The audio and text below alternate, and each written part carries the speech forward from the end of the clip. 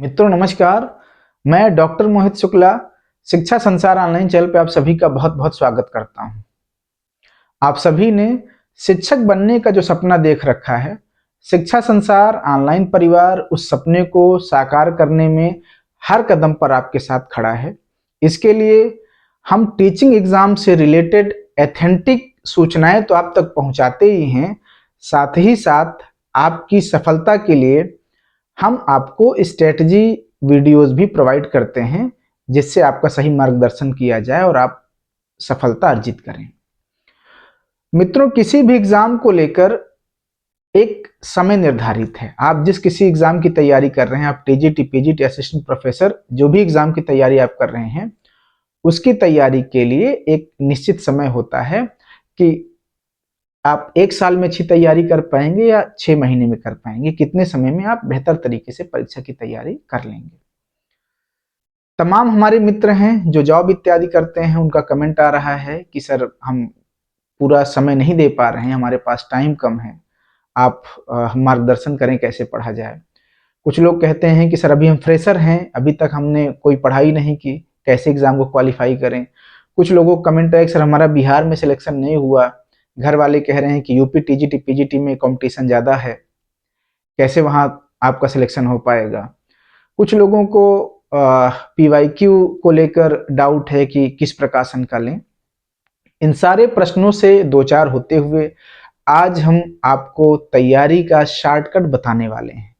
हालांकि मैं शॉर्टकट पे भरोसा नहीं रखता, क्योंकि मेहनत का कोई विकल्प नहीं होता, लेकिन अब समय कम है आपके हाथ में, तो कुछ टिप्स, कुछ स्टेप हम आपको बताएंगे जिन पर चलकर आप निश्चित ही सफल हो जाएंगे।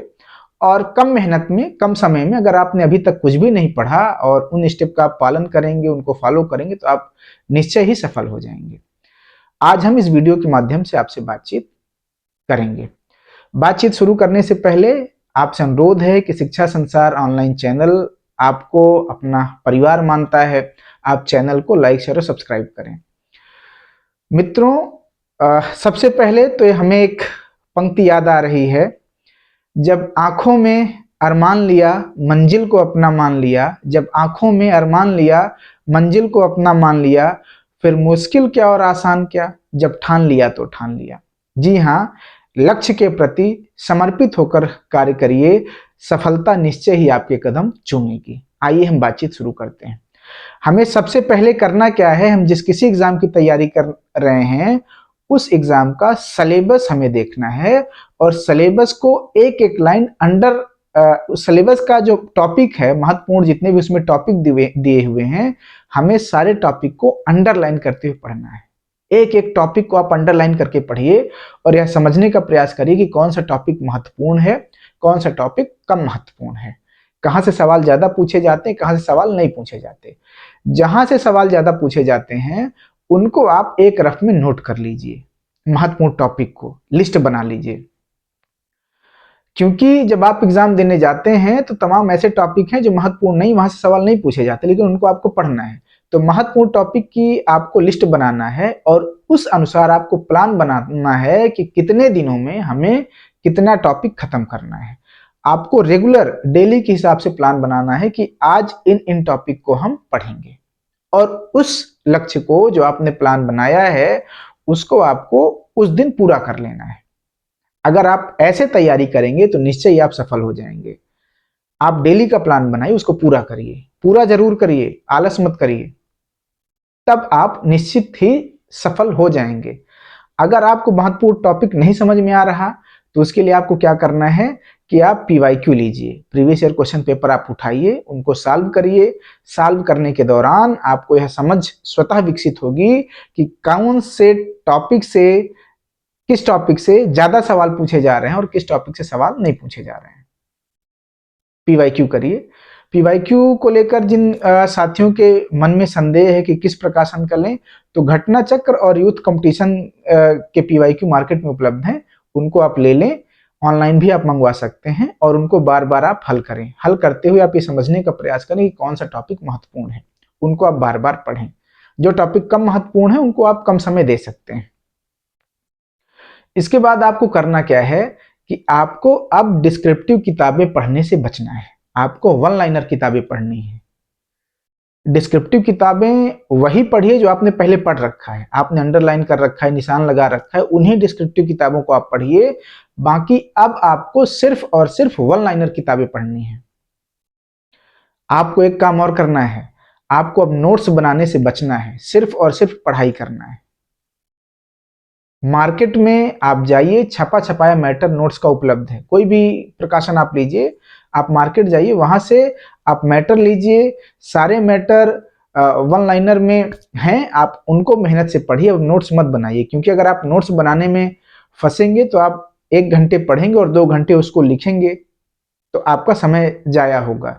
नोट्स बनाने की जो प्रक्रिया है वो किसी एग्जाम की जब साल भर आप तैयारी करते हैं तब आप नोट्स बनाते हैं। 3 महीने जब आपके सर पे एग्जाम है तो आपको करना क्या है कि सिर्फ और सिर्फ वन लाइनर किताबें लेनी है और उसको बार बार पढ़ना है। हाँ, डिस्क्रिप्टिव किताबें आप वो पढ़ सकते हैं जो आपने पहले पढ़ा है इसके। अगर आप पहले पढ़ें उसको पढ़ें, कोई नई किताब अब ना पढ़ें, वन लाइनर किताबें उनको बार बार पढ़ें। आपको अनुशासन का भी ध्यान रखना है। ऐसा ना करें कि आप एक दिन 12 घंटा 14 घंटा पढ़ रहे हैं और अगले दिन 2-3 दिन आप पढ़ ही नहीं रहे हैं। तो अनुशासन को भी ध्यान में रखना है। आपको रेगुलर खाने पीने और सोने के बाद जो समय बच रहा है उसको आप पढ़ाई करें। कमरे में अपने आप को आइसोलेट करें, अकेले रहें, खूब पढ़ें, मेहनत करें। और पढ़ने के बाद जब आपको समय मिले तब आप जो है लोगों से इंटरेक्ट हो लीजिए, अपनी थकान मिटा लीजिए। आप ये ध्यान रखिए कि आपको डिस्ट्रैक्शन से भी बचना है। मोबाइल इत्यादि का प्रयोग आप कम कर दें। क्यों? क्योंकि आप मोबाइल चलाएंगे तो आपको ये तो लगेगा कि हम 3 घंटा किताबों के साथ रहें, लेकिन आप पढ़ाई करने के दौरान आपको मैसेज आ रहा है, आप उसको देख रहे हैं, रील्स देख रहे हैं, ऐसे में आप जो है डिस्ट्रैक्ट होंगे और आपकी पढ़ाई में वो गुणवत्ता नहीं आ पाएगी। तो आपको डिस्ट्रैक्शन से दूर रहते हुए क्वालिटी पढ़ाई अब करना है। अकेले रखें अपने आप को कमरे में, खूब मेहनत से पढ़ें, 2-4 किताबें रखें, उनको बार बार मेहनत से पढ़ते रहें और खत्म करें कहानी एग्जाम की। ये सोचकर इस बार आपको एग्जाम देना है कि यह मेरा एग्जाम, आप जिस किसी भी परीक्षा को दे रहे हैं, चाहे टीजीटी, पीजीटी, असिस्टेंट प्रोफेसर, जो भी परीक्षा आप दे रहे हैं, यह सोच कर देना है कि यह आखिरी एग्जाम है, इसी में हमको सिलेक्शन ले लेना है। बार बार यही काम थोड़ी करते रहेंगे। और अपने यूपी की स्थिति जो है आप जानते हैं कि अगर आप एक बार किसी परीक्षा से चूक गए तो आप मिनिमम 4-5 साल पीछे चले जाते हैं। क्यों? क्योंकि वैकेंसी आती ही नहीं, आपका जीवन भी 4-5 साल पीछे चला जाता है। तो आपके हाथ में इस समय ये जो स्वर्णिम टाइम आपका चल रहा है, स्वर्णिम अवसर जो चल रहा है, इसको आपको भुनाना है, अच्छे से मेहनत करना है और तैयारी करनी है। हम इसी तरह वीडियोस के माध्यम से आपको मार्गदर्शन करते रहेंगे, आपको उत्साहवर्धन करते रहेंगे। पढ़ाई आपको करना है। मैं शुभकामनाएं देता हूं। अगर आप मेहनत करेंगे, इन स्टेप्स का, इस स्ट्रेटजी का जो हमने आपको बताया, इसका आप पालन करेंगे तो आप निश्चित ही सफल हो जाएंगे। आज की वीडियो में इतनी ही बातचीत। जुड़े रहें, चैनल को लाइक शेयर और सब्सक्राइब करें, जलवा जलाल रखें। धन्यवाद मित्रों, नमस्कार।